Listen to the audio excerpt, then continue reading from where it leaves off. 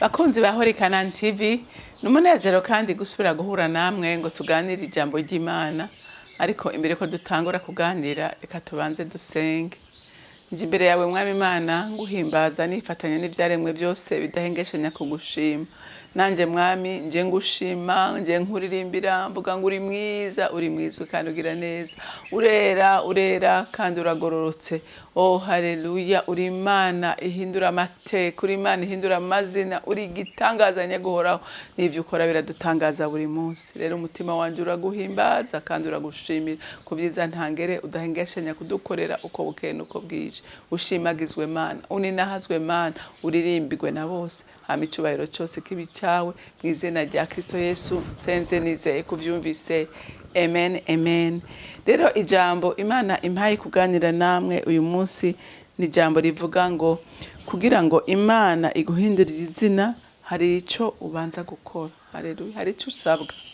Amen.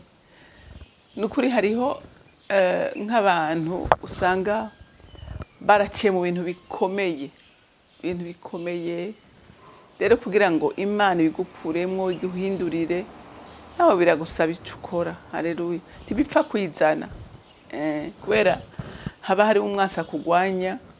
Rero n'Imana ikaba ishaka ngo utahure ivyo oye ugira ico ukoze kugira ngo uve muri ubwo buzima. Reka dusome ijambo ry'Imana mu itanguriro.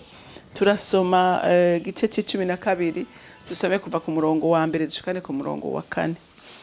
Uhoraho abarira Aburahamu ati va mu gihugu canyu no mu bwoko bwanyu no mu nzu ya so uje mu gihugu nzokwereka, nanje nzoguhindura ubwoko bukomeye, nzoguha umugisha, izina ryawe ndarigire rurangiranwa, n'abandi bazogire umugisha ku bwawe.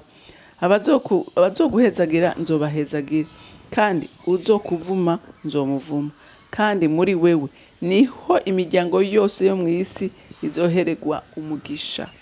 Nuko Aburahamu aragenda nk'uko Uhoraho amubariye, Loti ajana nawe. Aburahamu yari amaze imyaka 75 igihe yava i Harani. Amen. Bantu b'Imana, nagira nkubwire ngo biragoye cyane, umva cyane ko ushobora guhezagirwa uri umuntu atumvira.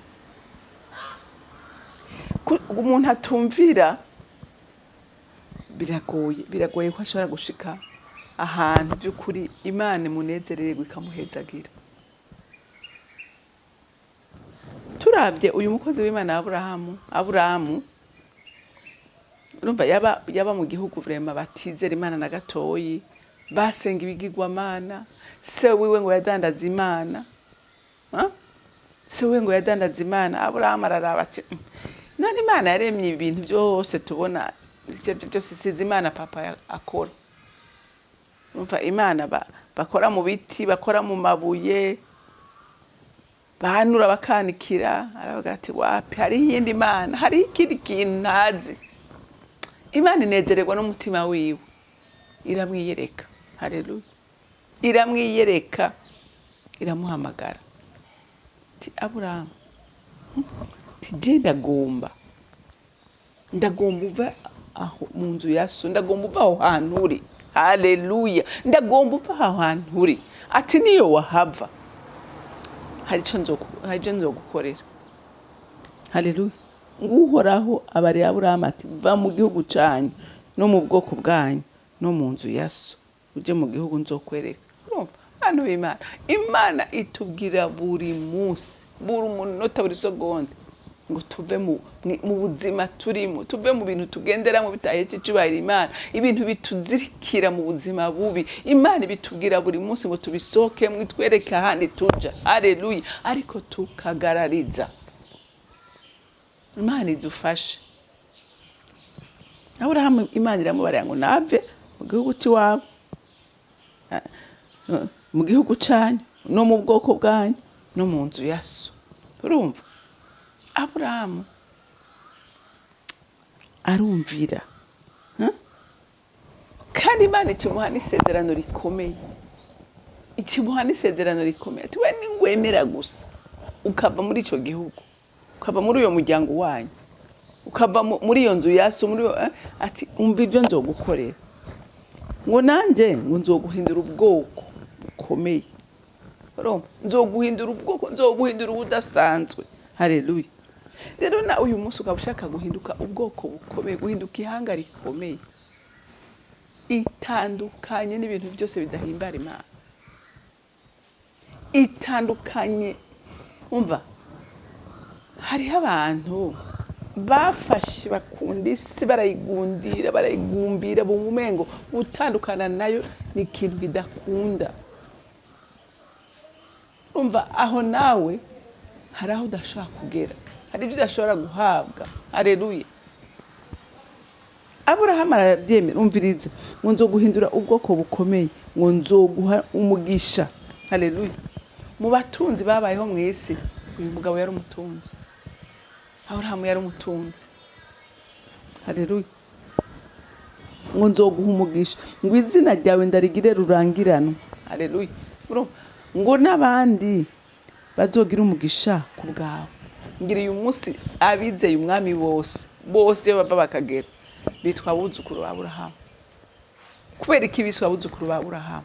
Biswe abuzukuru ba Aburahamu kubera iki? Kubera Aburahamu Imana yamubwiye ngo kubera ukumvira kwawe, mwibuke n'umunsi Imana imusaba umwana wiwe. Yaramusabye umwana wiwe, kandi umwana aronse mu busaza. Aburahamu afise imyaka 100, Sara afise imyaka 90.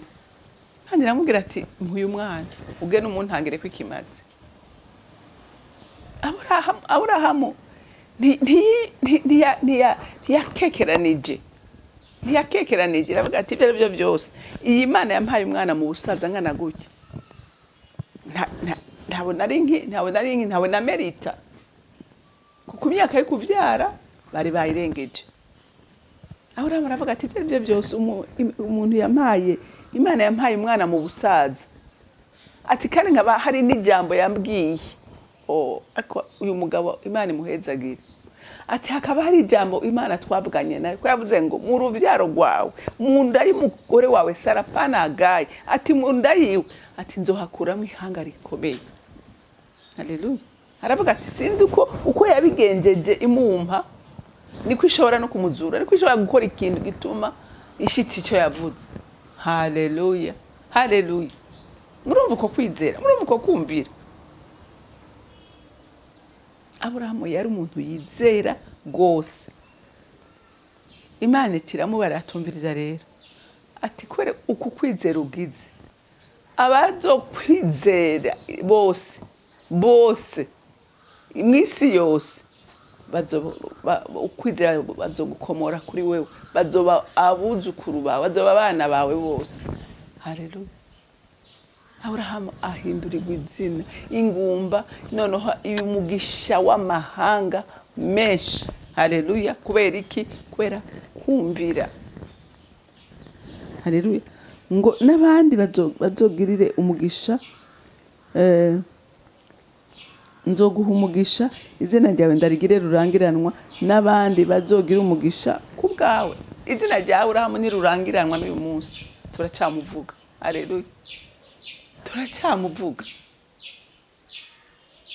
Kubera iki? Kubera yabaye umwizigirwa. Haleluya.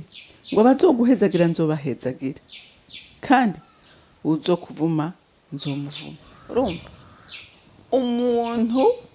Umuntu yubaha Imana, umuntu agendana n'Imana, umuntu yumvira Imana, ubuhangaye Imana, kuko n'ijambo ry'Imana riravuga ngo ukoze ku mugorotsi wanje abakoze mu mbone y'ijisho ryanje. Haleluya. Abakoze mu mbone y'ijisho ry'Imana, Imana nayo nishobora kugira iki? Ntishobora kubyihanganira. Rero iyo uhangaye umugororotsi ubuhangaye Imana, nico gituma avuga ngo uzokuvuma nzomuvuma, uzoguhezagira nzomuhezagira. Rero uhezagira umugororotsi arahezagirwa. Haleluya. Uhezagira umugororotsi arahezagirwa. Rero umuntu w'Imana nukuri ukaba uyu munsi wewe uri umuntu atumvira, biragoye ko ushobora guhindurirwa amateka. Biragoye. Kuko ibintu by'Imana icyambere coco ni ibintu bisa, Imana ikoresha ibintu bisuzuguritse. nikoresha ibintu by'ibitangaza. Ndibuka ujya mugabo Namani. Namani agiye muri Isirayeli, Elisa akamubwira ati genda woge muri ruzi rwa Yorodani, ati genda wikubite y'inshuro 7 aturavayo wakize. Namani yaravuze ati uyu mugabo kwereragayana agasuzugura angiriye kararenze, nta narusha nasohoka ngo anandamutse, ntarusha nasohoka ngo basa nankoreko abwiye ngo nje kwikubita muri bijya bizi by'ibicafu. Ati iwacu inzuzi ntizari zuzuye, sinari kuzi yaba ari ibyo byakiza, sinari kugenda nkazogamo ngakira. Asuzugura ibintu umukozi w'Imana mubwiye, kuko ugiye gushira mu bwenge ibintu by'Imana birakurenga. Hanyuma abantu barabwira ati none databuja ingabo zibati tukubaza ikintu kibi, ati nta mahera gusabye, nta bintu bikomeye gusabye, uragwaye genda winikemwo basurabe ko wokira. Ati nta kintu gikomeye gusabye. Mugabo agenda vraiment ababaye agonano. Inshuro y'indwi yavuye ngo umubiri wiwe wabaye nk'uwakayoya. Rero bisigura ngo ibintu by'Imana ugiye kubishira mu bwenge bwawe ntabyo wokwizamo, ariko Imana idusaba kuvyizera uko nyene. Haleluya, kuvyizera uko nyene. Ukabona Yesu agiye kuhumura impumyi, akagenda agafata utwondo agaciramwo amate agatoba. Hari uwovuga ati have mbisa uje kunsiga iyo micafu gute, amate yawe n'ibyondo bivanze ari bibiri wapi? Hari uwari kubireka, ariko aratega ngo ashiraho hari kuja amaso, amubwira ati genda wiyuhagire muri Sorowamu. Agenda ari yuhagira, agaruka ari muzima. Agaruka ari iki? Agaruka ari muzima. Rero ibintu by'Imana ugombye kubishiramo amasiyanse ntiwotoka. Rero ukaba ushaka by'ukuri guhindurirwa izina, emera ibyo nyene ubona umenga n'ubupfu, ibyo umenga ntacyo bimaze, ubyizere, ubyemere. Ibitangaza bihishijwe aho nyene. Haleluya. Ibitangaza binyegejwe muri ibyo nyene ubona umenga ntacyo bimaze. Haleluya. Aburahamu yemera kugenda atabonye, ari kumva ijwi gusa. Haleluya. Yakoze ku mutima w'Imana ngo nuko Aburahamu aragenda nk'uko Uhoraho amubariye. Haleluya.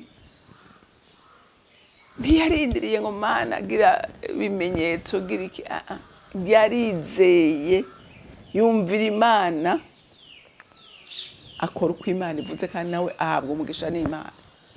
Haleluya.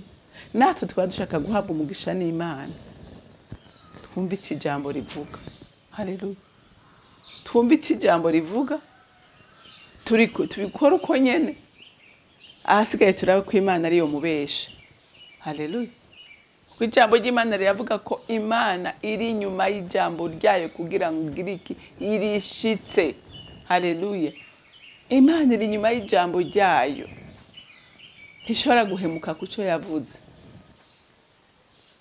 Aburahamu yari yarabitahuye, avuga ati Imana ivuze jewe ndexecute, kuko narayibonye, twaramenyanye nayo, ndazi ko ikivuze igikurikirana mu myaka 1000. Haleluya. Imana ari kwikirana ijambo ryayo. Nahawe muntu w'Imana kumenya icyo ushaka. Haleluya.